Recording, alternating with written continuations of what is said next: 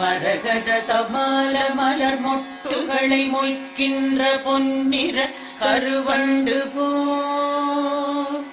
மாதவன் மார்பினில் வாசம் புரிந்தங்கு மெய்சிலிர் பேற்றும் விழிகள்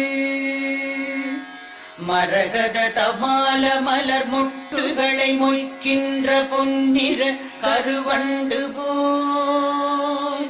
மாதவன் மார்பினில் வாசம் புரிந்தங்கு மெய்சிலிர் பேற்றும் விழிகள்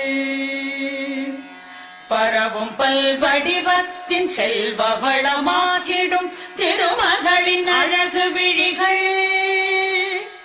பறிவோடு அந்த இரு விழிகளின் கடை நோக்கு மங்களம் எனக் கருள்கவே.